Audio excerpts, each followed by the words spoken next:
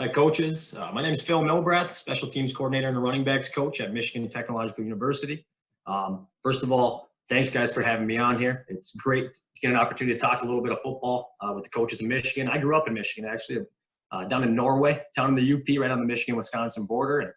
And my head coach, Brad Grable, was a big part of the Coaches Association when I was growing up. And I feel like it's always important to try to give back a little bit to the high school coaches, as the high school coaches in Michigan have always done a great job grooming guys and developing leaders and football players that have really stood out at Michigan Tech. And on behalf of Michigan Tech, we really appreciate that. Today I'll be speaking a little bit just on our special teams organization. So kind of bringing you through from an off-season standpoint into more of our evaluation period, our spring ball, fall camp, and then into our in-season and kind of how we stay on task, some different resources we use to kind of stay efficient, and ultimately develop a routine that's going to be able to eliminate some of that workload or a little bit of the stress when you're in the season. I know a lot of you guys are going to be handling special teams coordinator duties or special teams coaching duties along with other position coaches and whatnot. It's the same here at our level. So hopefully you'll be able to take some things out of what I have here today.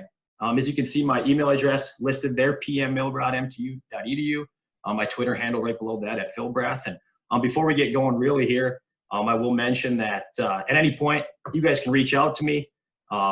This is more, I guess, lecture-based or clinic-based, but, you guys see drills and things through here today that you guys might use similar styles, and I'm also open to suggestions as well, right? So I'm not Vince Lombardi or Bill Belichick by any means. So obviously being able to get help from anybody is obviously appreciated. So with that being said, just kind of going through our agenda, so to speak, for today. First of all, just kind of introduce who we are, kind of what we do, the building blocks that our special teams units are built upon, kind of our philosophy, so to speak. And then just like I mentioned earlier, kind of going through that organization, right? So we'll start with our off season, kind of how we fill our special teams needs, how we evaluate those, and then looking at scheme and personnel changes, what kind of methods we use to determine what might need those changes and how to put our players in the best position possible. And then looking at more into the spring ball, fall camp, big evaluation period for us, as that's where we're actually going to be playing football and spring ball more than any, because we're a little bit out from the season yet. We can do a little bit more competitive style stuff, a little bit more physical during that time. I know at the high school level, especially in Michigan, you don't have spring ball. So maybe tying some of this stuff into your early two-a-day fall camp type stuff might be able to help you out there. And then obviously making best use of practice time.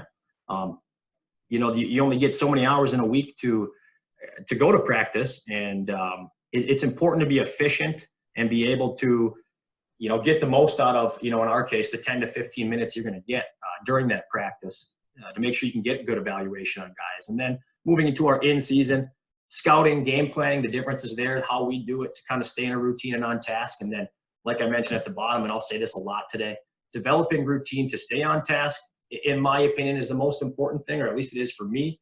And I've learned that from a couple of other coaches here on our staff at Michigan Tech that have previously been special teams coordinators to kind of, when I'm a part of an offensive game plan, at what point do I switch over and are we done and I'm into my special team stuff and taking care of that stuff. So like I said, developing a routine and staying consistent is going to be a big piece there. And so just to give you a little bit of an idea of what Michigan Tech special teams is built on. So you look at the first bullet point, simplicity. Having 100% knowledge of our assignments allows us to play fast and with confidence. Okay, so we do have smart kids here at Michigan Tech. Okay, that's kind of what everybody, you got smart kids, you guys can do a lot of things. Well, sure, right? But at the end of the day, they've got a lot of other things to think about as well. So we still have to keep things simple, okay? Allow them to play fast. Allow them to go without having to think. And a big piece of that is good teaching, but also, right, repetitions on the field and players being comfortable with what they're doing. Accountability, coaches and players, right? We must be able to rely on the person next to you to do their job so you can do yours effectively. From the players' side, right, we preach, do your job. Do your job the best you can do. Don't worry about anybody else's. Well, that's because they hold each other accountable, and that's kind of the culture we have developed in special teams. And then coaches as well, right? It's not just as a special teams coordinator, I don't do all the coaching on special teams. As I mentioned, Brian Thomas was the special teams coordinator right before me, before he moved into a full-time defensive coordinator position. And I know he's done a lot of clinics with the Coaches Association, whatnot. That might be a name that's familiar with you guys, but he helps out Coach. Coach Wood's a guy that helps out. Coach Olson, our head coach, was a special team coordinator once. So we all kind of break things up and be able to coach different positions of each special team unit. And we've got to hold each other accountable and trust that we're taking care of our jobs as well, right? Looking at the toughness, mental side of things, right? Control what we can control. Play your best. It's an effort thing. Do your job. Don't worry about where the wind's blowing. Don't worry if the ref misses a call. Control what you can control. And then from the physical side of things, we want to be able to play through the whistle to win our individual matchups. Commitment, playing unselfish, and being bought into each detail 100%. It's not as simple as saying, oh, I'm committed to Michigan Tech football and I'm going to play there. That's not the commitment we're talking about. We're talking about when you're at the meetings, when you're at practice. Are you going to take every rep seriously? Are you going to take every detail seriously? That is commitment into Michigan Tech special teams. And just that bullet point at the bottom, right? It's 1/3 of the game. It doesn't matter where the player's at on the offense or defensive depth chart. Guys at Michigan Tech will travel and play if they can contribute on special teams. So looking just a little bit at who we are, not just more of what we build ourselves on, but so this is just a little list I compiled here going into this spring before everything was kind of put on hold. I'm just looking a little bit by position. You can see I have them grouped into how a little bit of a personnel, okay? Because a lot of positions on our special teams units, certain personnel are going to be better at certain positions. So it's important for us to realize what we have in personnel, and our offense, defense, and special teams philosophies are going to align, right? This is reflected, as mentioned here, by the types of student athletes that we recruit and that are on our team. Okay, so as you can kind of see here, that kind of tight end, fullback, Sam, D end, those mids, if you will. Okay, our team's comprised of a lot of those types of guys, which are really valuable special teams players. And then as we go through this presentation today, right, to fully understand why we use certain schemes, methods, how we do things, it's important to recognize the type of personnel we have and the skill sets that allow it. Okay, so remember, as we go through this, guys, it's about looking at what our guys can do, not necessarily everything what they cannot do. Okay, and we'll touch on that in a little bit here.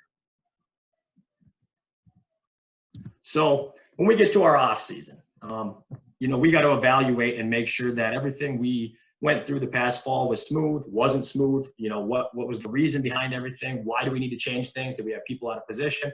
There's a lot of questions you can ask yourself when looking at each specific unit. So part of, one of the more important things that we're going to knock out right away is taking care of a self-scout, right? So this is just a snip from our kickoff from this past season. Okay, so you can see some of the GLIAC schools here listed that we would have played in the latter half of the season. So basically, hidden yardage you'll see here, okay, minus 134. Hidden yardage is something we use in special teams, okay? More oftentimes than not, if you win the hidden yardage, you've got your team in a pretty good position to win the game. Okay, so we're looking at losing 134 hidden yards through 10 games or 13.4 a game on our kickoff unit. So obviously I know we're losing hidden yardage there. I got to find the reasons why we're losing that hidden yardage there. Okay, so we go through pretty good here. Now, I will say this, we use the 25-yard line as kind of that 0 point or that balance point for our hidden yardage, and that's pretty lofty, especially here in 2020 when touchbacks are at the 25. And also you can fair catch anywhere inside the 25 and get it at the 25. So really we look at, if we're not losing much there, that's okay if we can make it up in other areas. So you'll see that. And then also here, right, little notes and things that are on the plays that I can correlate back to when I'm watching with film. You'll notice these numbers here on the side, okay? These are just the play numbers from our huddle clips, okay? So I always have a correlation back. I can watch that single play again, go compare it with my notes. This is the other team starting field position that we average. So, teams are starting at the 28, and things that you'll notice that are factored even into this starting field position, we use all data, okay? So pooch rights and things like that will be on there, okay? There's a couple at the top that would be like squibs or middle dribbles and things like that. That all gets factored in, but at the end of the day, they all are our kickoffs, and we're going to use all that data, okay? And if we need to more specifically say, okay, if we're going to look just at maybe our deep left or our deep right kicks, we can categorize that and separate that separately and kind of go through those specific looks. But again, just for example's sake, this is the big picture here.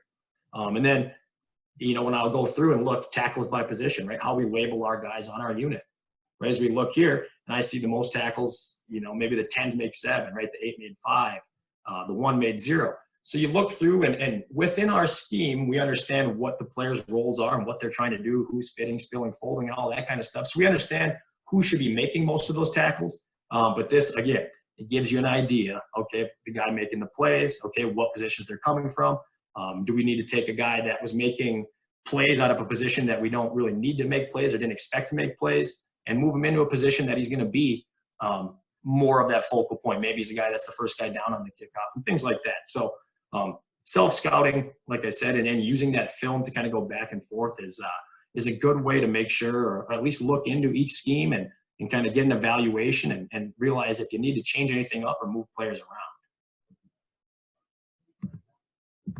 Okay, another thing we'll use, and this is right after the season, right? So along with that self-scout, we're going to use postseason depth chart. Okay, so as you can see by the yellow highlighted boxes, those are players we lost to graduation. Okay, so this is right after our last game of the year. This is cleaned up and made. For the sake of just an example on here today, guys, I took out the names that we would use and just left them by position. Okay, so you can also see kind of the positions on our units and our master kind of depth chart here. A lot of them are going to be similar in those same positions. But it kind of gives you the visual, right? Using something like this gives you a visual on kind of where you need those holes are that need to be replaced. You kind of get to see, maybe like this for 7 on kickoff. Do these guys just move right up, right? Is the safety going to move to the number 1 spot, that running back move to the number 2 spot, and then we're evaluating for that 3rd spot? Or, do those positions need to get shored up even more so, okay? And then even if you look down here at kick return, right here, this yellow right here for the right guard, okay? There is a name there still, right? Or there's a player there still. Also down here with the return, right? There's a player here still. So that's just going to let me know, okay, that these guys are still here, but we're going to look into a position change, okay, on this specific unit for them based on some of the skills and things that we've seen throughout the season. So just keep in mind in those types of things. And a depth chart's, it's a pretty dynamic piece, so it's going to be ever moving, right? So through the offseason, it's going to look like this. We get to spring ball and we go through a couple weeks of evaluation. There's going to be some names and things slid in here. We're going to be evaluating them at different places. You get to fall camp even. You're going to still have some new names in here. So there's always going to be replacements. And then when we get to the in season, I'll kind of explain it a little bit, but this just becomes a week by week, and the yellows actually highlight just position changes for that week.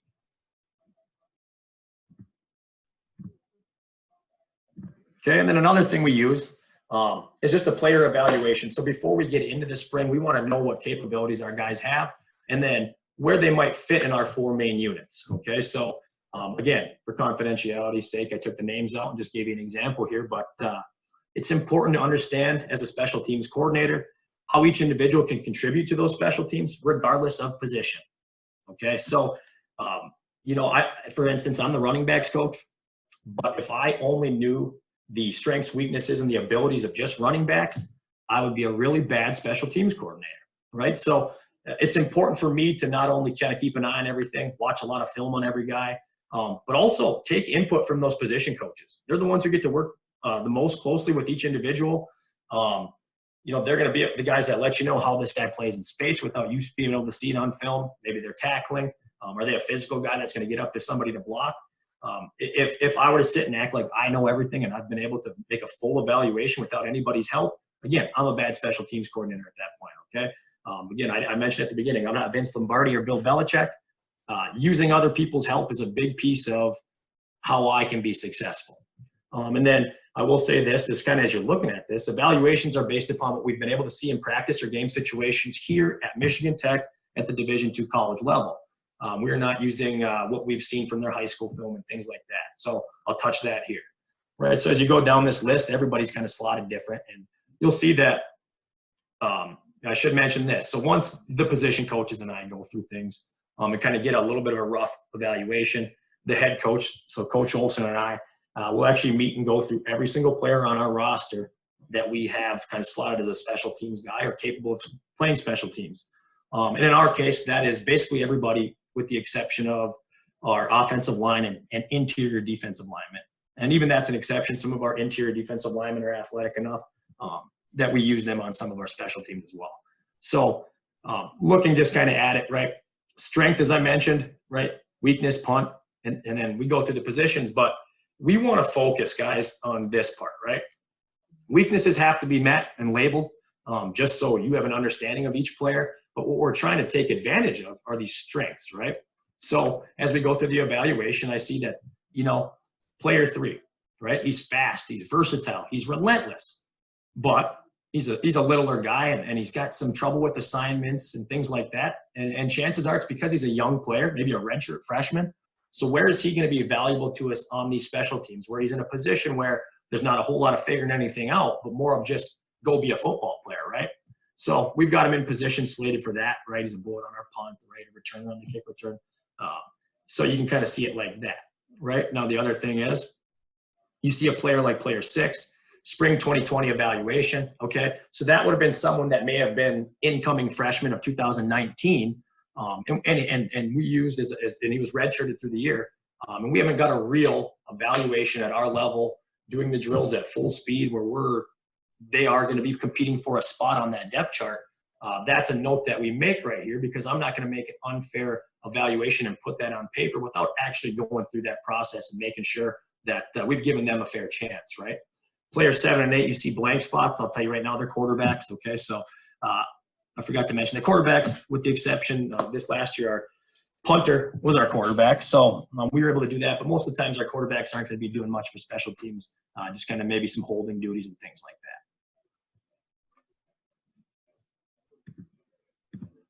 So moving kind of into that spring ball, fall camp look. So we've done everything through the offseason right now to prep for our evaluation period. We've kind of made lists. Like I said, we've gone through all the players. We've gone through our own self-scout to determine where those needs need to be met. Players and personnel need to be moved around. Do we need to change the scheme up at all? Are things that we need to teach different, okay, to get to our players a little bit better?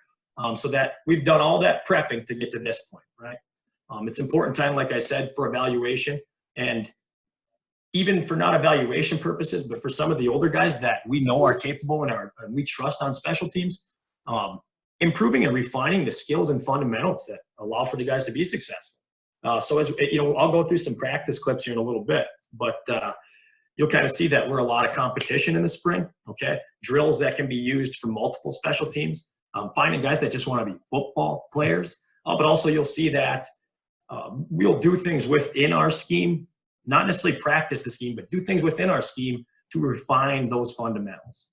And then when we get to our fall camp, we're still making sure we eval and fill the needs while refining the skills, because nothing's a finished product until we get to week 1. But we still embrace competition early on, and we'll start to shift more into those scheme-based drills as we approach that first game week. And as I mentioned, right, a lot of the stuff we want to do is competition-based, and I think a lot of colleges, especially in our league, are going to that is it. Competition is what breeds winners, and competition is the best way to figure out if a guy is going to win the rep they're in. Okay, so you can see from this first bullet point, as each special teams plays a one-play drive. So I use this kind of analogy a lot, and I think it was from Bill Snyder at Kansas State when he was coaching there, excuse me. But he made the reference of when you're on offense, you run the ball and you get stuffed for 0 yards. You still have 2nd and 10. You've got 2 more cracks at getting that first down. On defense, you might give up an 8-yard run on the first play, but you can stuff them for the next 2 and still have a successful drive at 3-0. Well, in special teams, it's a one-play drive, right? You have to win the one play you're in. That's what changes the game. That's what changes field position. So we're going to use drills and circuits that allow our players to think and play fast. But here's the big point, right? Within the skill set and fundamentals required for our schemes. So for instance, and you guys will see it here when I show some examples, but we're not going to have our guys reaching and bucket stepping on our punt, okay, when we do more of a kick slide and retreat before we get out. So making sure that we're doing things and building on the fundamentals that we're actually going to use within our schemes. So touching on that, we meet in the spring on specific schemes, but rarely practice the specific schemes, just so our guys understand why they're doing things in a certain way, why they are doing these drills, why we're teaching things a certain way. And at the end of the day, guys, in the springtime, it's about us, not them, right? We're working on getting ourselves better at our own things, not necessarily looking at situations, opponent players, opponent different looks and things like that where we're game planning. That we'll get to during our in-season. So, and here's just, again, kind of keeping things efficient through practice. a big thing for us at Michigan Tech, especially when you're doing things like circuits and whatnot for evaluation and competition. It's important that we do our teaching in the classroom and our repetitions on the field. So what I make sure I do, and we actually share these types of things on our huddle now with all our guys, but we'll meet with the players to discuss and explain new drills so that when they get out to practice, there doesn't have to be a whole lot of time explaining what to do and what they're trying to get out of it. So we're going to meet to talk about that stuff for about 10 minutes before we head out to practice. So that when we get out there, let's just say we're doing a three-station circuit in a 12-minute window. Well, as you can see, there's not that much time there, right? So explaining and things on the field, we don't have the time for that, as I mentioned. So we're going to try to get that knocked out in the classroom. But having resources available or posted for players to know where they need to be and when to be there, that's important for our guys so that when that whistle blows, they know that after that period of practice, when special teams hits, here's where I got to be. So grouping players by position or by, size, skill sets, things like that are especially important for these circuits so that even when the whistle blows and things are hectic, if you follow the guys you're always with, you're always going to end up in the right spot. So I would put something like this on the locker room, just what groups they're going to be labeled, and then just in a little example of kind of our football field as well, where, okay, well, group 1, we know where we're going to start right down here with Coach Thomas. Group 2 is going to be over here with Coach Wood, right? And then group 3 would be over here with me on the 30-yard line coming out from the sideline. So everybody knows where they got to be and when they got to be there. That's an important piece at our level, especially at our school. Know where you got to go and know when you have to go there. So here's an example of just a competition type drill that we use. Actually, we'll use this same type of drill and get the whole team up here, not just 3 groups. When it's maybe the first day of pads in fall camp or whatnot, let's get things going a little bit and just kind of see who's a football player, so to speak, right? So in this drill, we call this the Husky drill. We have your 3 lines here. We've got them all kind of separated by position and skill set, right? So we don't want defensive ends going against little cornerbacks and wide receivers in this. But basically, you've got an offensive player and a defensive player. We use the red stand-up dummy as our target in the middle. Basically, the guy with his back to us right here, he's just trying to keep essentially this guy from getting to the bag with 2 hands, okay? And there's not a whole lot of teaching here. It's not a certain technique type of thing. At this point, we just want to see who's going to do what it takes to win the rep that they're in.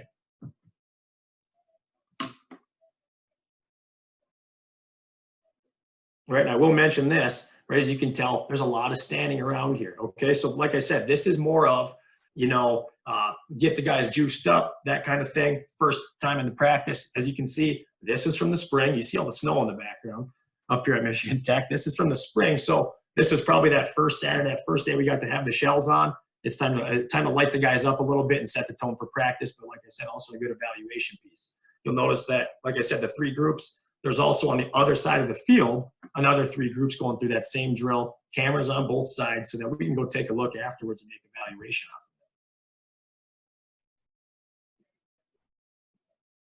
Right? What are guys going to do? Right? That's how you finish somebody. Get them by the picture, right? And we always preach, like I said, 2 hands on the bag. It's not a dive. It's not a lunge. We're going to keep people up while we do this drill. We're moving our feet, shooting our hands, right? Be physical, right? Get 2 hands on the bag. Okay, like I said, that's a good one. Again, what are you going to do to win the drill you're in? Win the competition, win the rep. Okay, and this is similar, now just brought down on a smaller scale, so this can be used more specifically for maybe the jam off the line for punt bullets and holdups. We use this drill specifically for our holdups on our own punt return scheme. And we go through a couple phases of this same type of drill, step by step. So you'll see here, we're at the point where they're hands off each other. They're starting with about 1 yard of separation, and they have about 5 yards, okay, by about 8 yards to kind of move around in, okay, and try to win. So it's not as open as that Husky drill I just showed you. But we'll also start hands already on, get free. We'll start with even some of our punt stuff. I mentioned we kick slide and go. We'll do the same drill out of that kick slide. But again, we're just preaching physicality here. Move your feet, shoot your hands, right? So specifically for our punt return, we're going to evaluate and use this because, boom, hands on. Or can I hold them up? Can I win those first 5 yards? Hold them up so the ball's traveling without them traveling? Right, so this is a good piece where we're going to put guys into the fire a little bit, okay? And for instance, these 2 are wide receivers, okay? They very rarely, during their position work, are being taught that they need to learn how to hold up guys, right? Get in their face and jam them up.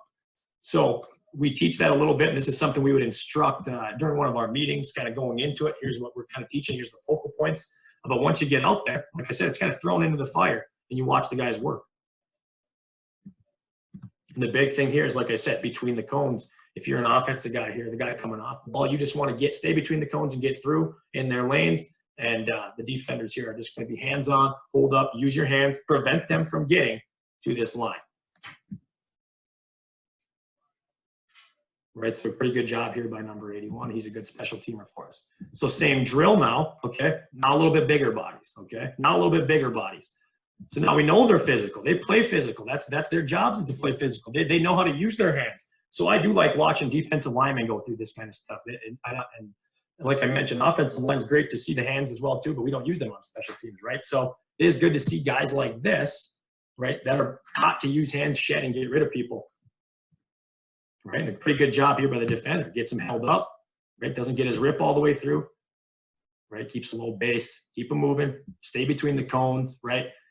And obviously safety's got to be the number one thing when you're going through competitive drills like this, is sometimes tempers get a little hot, right? So we got to keep guys spread out a little bit, right? Make sure they're not rolling over each other's ankles, okay? And I should mention that another phase of this drill would be kind of off the hold up, right? As soon as he breaks you, can I get my hand in his hip and then get back in position to set up for our return. Again, just an example of bigger body guys going through that same drill. Okay, this is another drill we use in spring. As you can see, the snow, right? And we'll touch on a little bit in fall camp too, because it's a great teaching tool to work on the fundamentals as well. But this is a drill, like I mentioned, that we can use to not just evaluate maybe position on kick return, but kick off and kick return. So essentially here you see the two cones, right?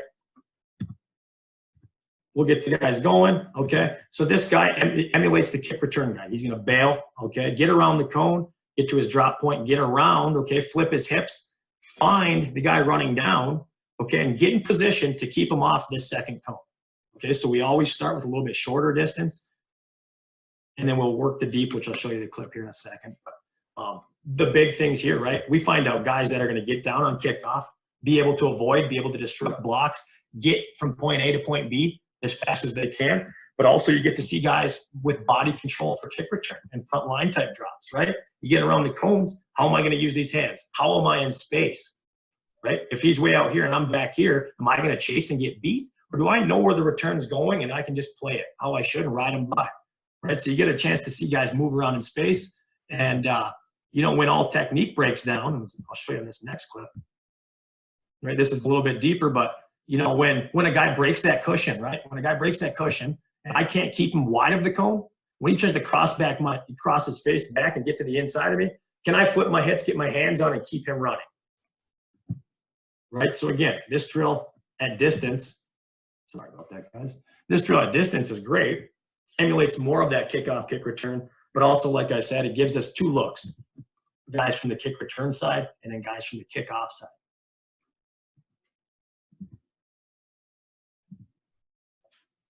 And then again, I mentioned that not everything is just going to be strictly competition, free for all, find out who wins the reps. We do want to build on the fundamentals and the building blocks, right? So a big piece of our coverage units is going to be how to take on blocks, right? How to get to the ball carrier, cause destruction.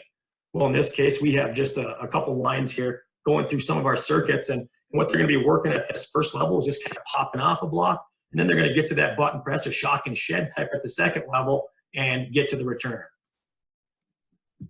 But the big thing we want to make sure we're shoring up here is that our guys aren't getting caught on this first block, this pop-off. I should be able to gain ground as I move lateral. And that's a big thing in our running back room as well, making sure that when we're making lateral cuts, we can still gain ground, okay, going forward as we move lateral. So it's the same thing here, right? We're working that pop-off. That would be more of the return is declared as direction, but I can't get myself out of phase and I get blocked back and the returner cuts in behind me. I got to be able to get off or get rid of the blocker in a hurry. Right, then they move to that second level. Now, again, returner hasn't declared direction, right? He's got the ball, he's straight in line with me. Right now, I'm going to get into him, use my hands, okay, get into the chest. I want to shed, or I want to shock him originally with that impact, okay, lock him out, and then I'm going to determine and get rid of him. So you can see they're wrapping that here, right? We want our guys to be a little square, okay? This is what we don't want. Right here, right? He's peeking over shoulders. No, we want to be square here. so that even when he goes this direction, I can get rid of it and I can cut off that angle.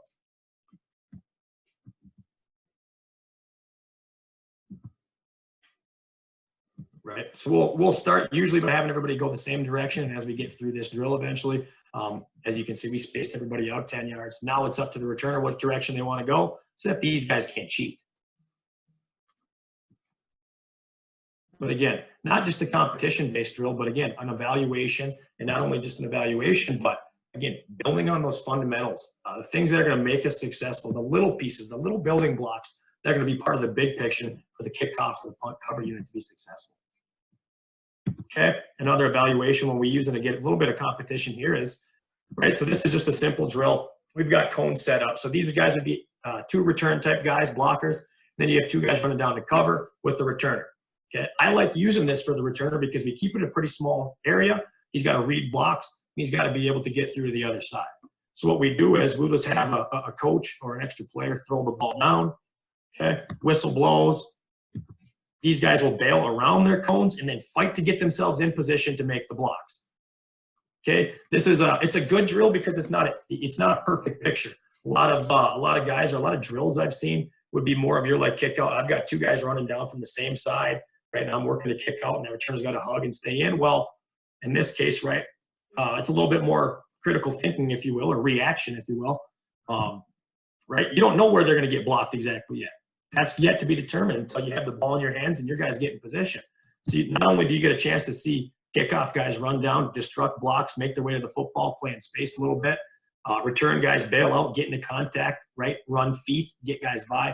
But also, like I mentioned, this is a great drill for us to evaluate returners as, again, you don't know where you're going yet. React and where you're going to go. Everything's perfect if you can run that shoot on kick return, but it happens very rarely. Right, and this job, number 20 here, does a really good job, right? Settles his feet, sees the block, makes the read, gets to the right side of everything. Okay, and then this one is something we use as well. Again, more of a fundamental type drill, building block drill, making sure our guys are doing it the right way.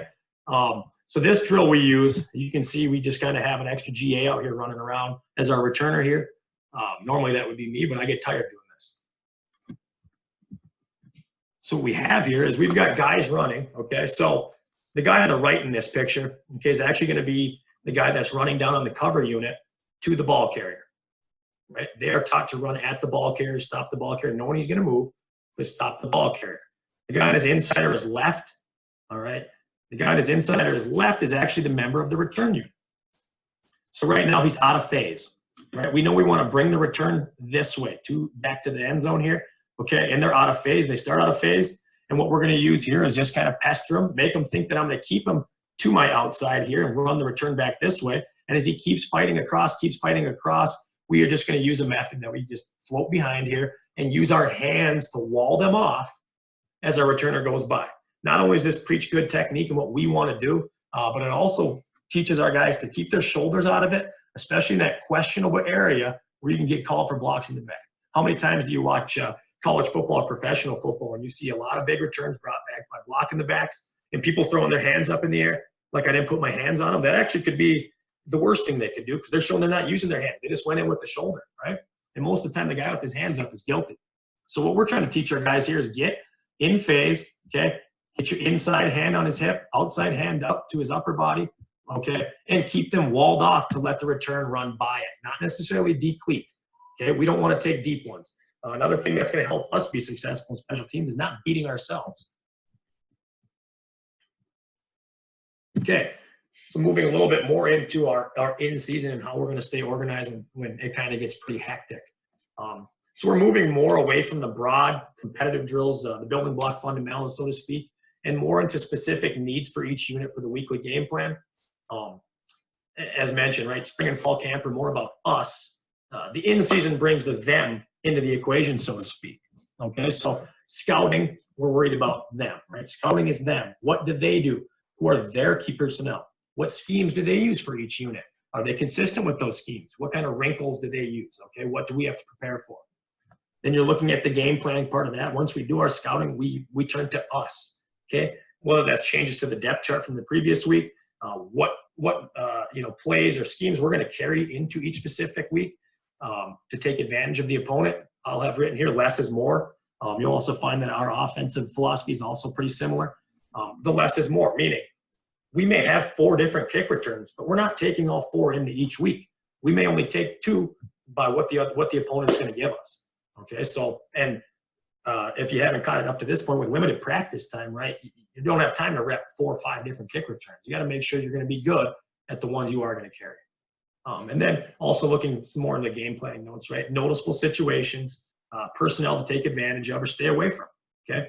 And then ultimately, and I'll go through this as we kind of go through our game ready sheet that I'll touch on at the end, it's important to have backup plans, okay, especially with our personnel. Guys go down, we got to have backup plans.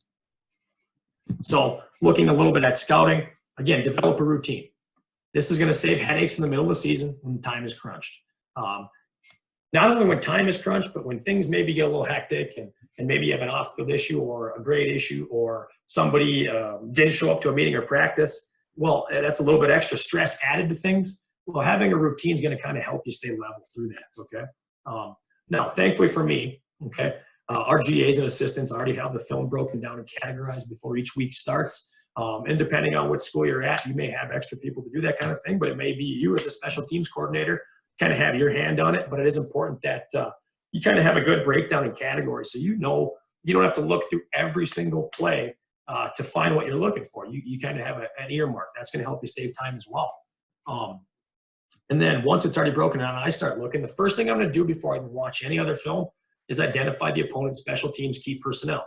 So the specialist positions, right, returners. If they've got someone really good on their kickoff unit that makes a lot of tackles and he's a guy that nobody can block, he's going to be on my special key personnel sheet as well. Just so I'm reminded of that by the time we get to the end of the week and when we're going through maybe the game plan of things, how we need to account for that. Okay, so then keeping an order in how you're going to scout and game plan. I apologize that these got turned into envelopes. They were arrows, but apparently when you go from Huddle to PowerPoint, they do a little bit of a different conversion. But I'm always going to start and do my things in this order. And this is how we at Michigan Tech prioritize our special teams: punt, kickoff, kick return, punt return. Okay, so I'm always going to stay in that order and kind of how I'm scouting and then going through the game plans. So different things that we're going to look for when we go through the scouting, okay, alignments, schemes, their trends. Are they going to stay consistent with these schemes? If they get into a certain look, do they do this every time? Specific situations, how do they handle specific situations? Do they move people around? Is there a different kicker per se for an onside than a normal? Do they widen out the kickoff team if they're going to try a pooch right? So different things like that, and it kind of goes along with the tips as well, right? And then just looking down here, guys, key personnel example, okay, and you'll notice the names on here. These are all, NFL guys. They're not guys that we actually scouted, just for the sake of showing you guys an example.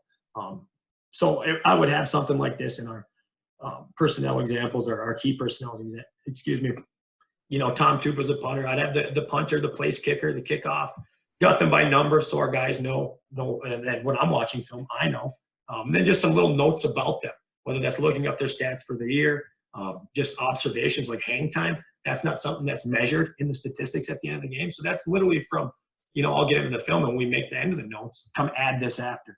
He's got a lot of hang time on his punts, right? So we got to kind of account for that and plan for that. A lot of teams will use a different place kicker than kickoff guys, so we know what numbers there are. Okay, long snappers, right? Always going to have a good note there, specifically for our punt block unit. Okay, punt shield. Always important to know if a team's a shield punt team, who their shield members are, right? For eligibility purposes, what kind of personnel they have out there. And then looking at just the returners here, right? Reggie Bush, Barry Sanders, Herman Thomas. Pretty good return unit. I don't know. We'd have a tough time keeping these guys contained, I think. Okay, so once we get done with that scouting piece of things, right, we know what the opponent is going to do or have an idea of what they're going to do. I shouldn't say we know what they're going to do. Have a little bit of an idea of what they're going to do and what they've done up to this point. Now the counterpoint is that what are we going to do, right? So we covered the them. That's what they do. Now what are we going to do? So again, routine, routine, routine. Stay in that routine. The same as the scouting, same for game planning. Okay, so changes to the depth chart from the previous week will be posted on Monday after the film review of our previous game.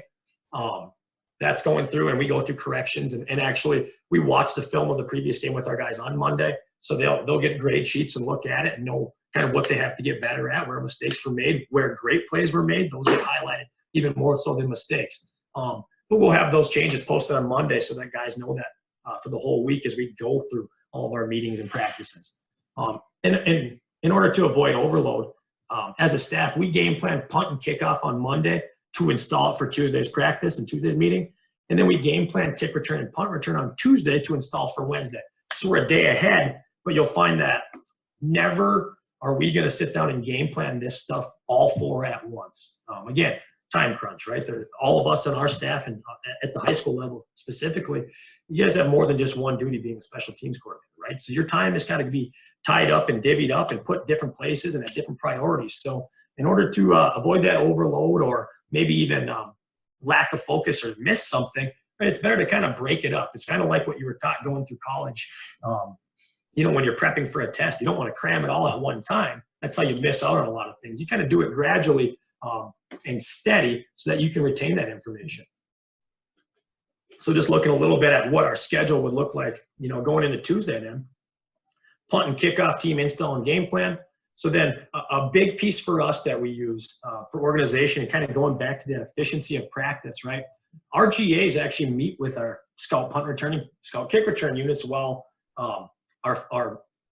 myself, our defensive coordinator, our defensive backs coach, and our head coach actually meet with the prep team. We go through and put the game plan together as those scouts go through and watch the film of the other team or the opponent and see how they do things, where they're lining up, what are some tells and things like that to go through so that they understand how to give us a great look during that time period. Really, because our team can only be as good as the look we're going to get while we're preparing for Saturdays. So the GAs do a really good job with that, and they actually keep a special teams depth chart throughout the year. And I go through that with them as well. But it does give our GAs a great chance to kind of have a management duty, so to speak, handle a little bit of a depth chart, relate to the guys, and kind of move some people around a little bit. But it is great, just like I said, for organizational purposes that they know what they're doing. Everybody, when they get up to practice on the scout team, knows where they're supposed to be at certain times, the same way that the prep team would. So Wednesday, then the kick return and punt return, install the game plan. Thursday, we meet with all special teams units and just go through the practice film for the week and make corrections on specific looks and kind of what we need to get better at. And then when we get to practice, all of our units go through reps and we rep specific situations, whether that be, the onside kick to hands team, those special ones, or even our punts backed up on our own 2-yard line, right? What's our tight punt going to look like? Kickoff after a penalty. So we are going to go through all situations to make sure all of our guys can play successful situational football fast. Okay, and then Friday is just our quick review of our game plan and a quick meeting, and then Saturday, we're off and running. So looking a little bit then, I just want to give you a little bit of an example, and this is our punt team.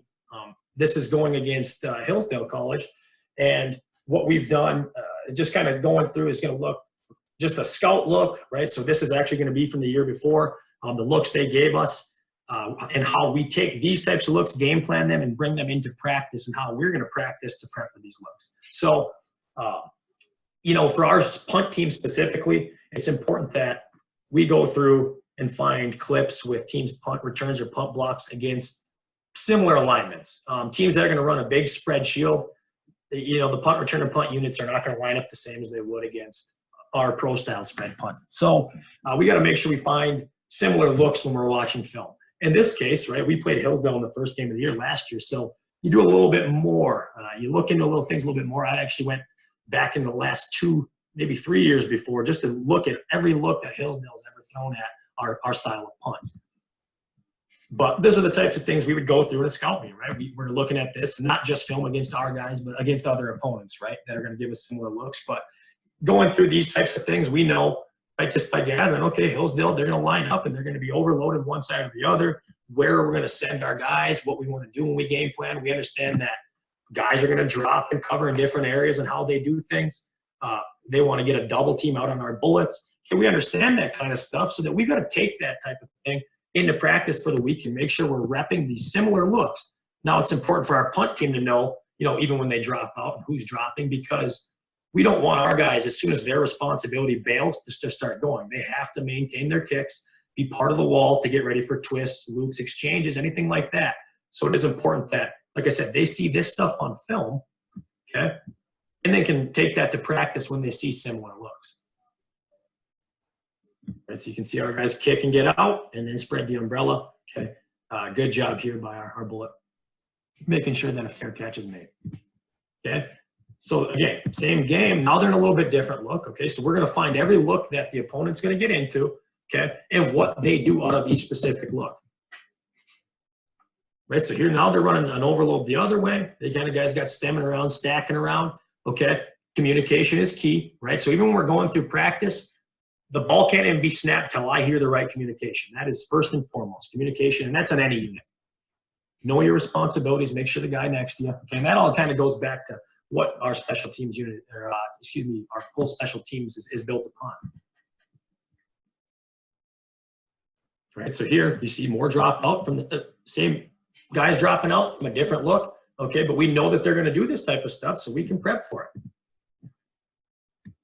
Right, and in this case specifically, our slot needs to get to the outside shoulder here to keep him compressed more to our tackle.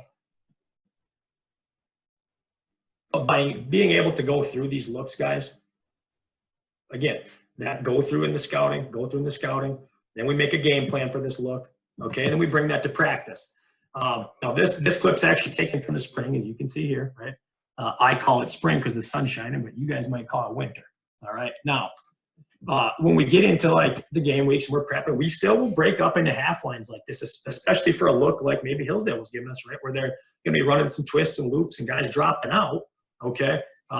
It's important to break it down, like I said, to the most simple form. We'll go half line with that type of stuff.